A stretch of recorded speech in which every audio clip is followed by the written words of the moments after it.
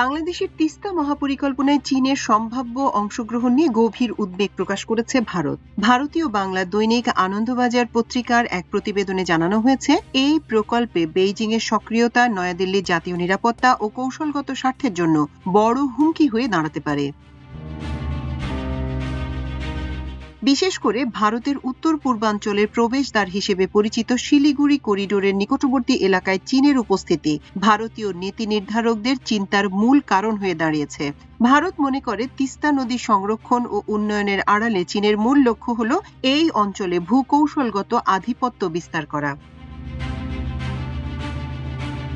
প্রতিবেদনে উল্লেখ করা হয়েছে, পশ্চিমবঙ্গ সরকারের পরিবর্তনের পর থেকে সীমান্তে নিরাপত্তা জোরদার এবং তথাকথিত অনুপ্রবেশকারী ইস্যুতে ভারতের কেন্দ্রীয় সরকার বেশ সরব অবস্থানে রয়েছে।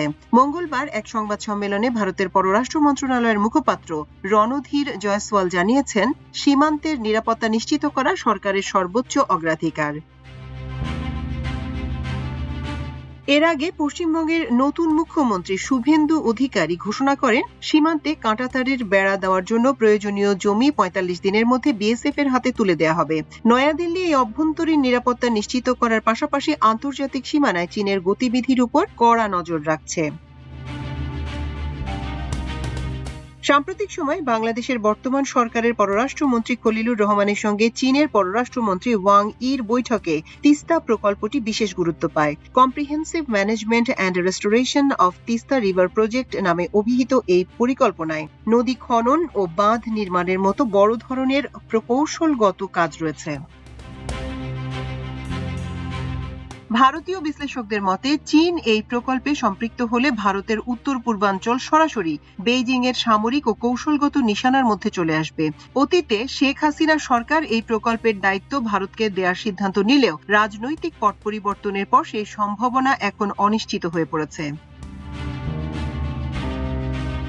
নয়াদিল্লির একটি কূটনৈতিক সূত্র ঢাকাকে বেইজিং এর ব্যাপারে সতর্ক থাকার পরামর্শ দিয়ে জানিয়েছে, ব্রহ্মপুত্র নদে চীনের বাঁধ নির্মাণের ফলে ভারত ও বাংলাদেশ উভয় দেশই ক্ষতিগ্রস্ত হচ্ছে।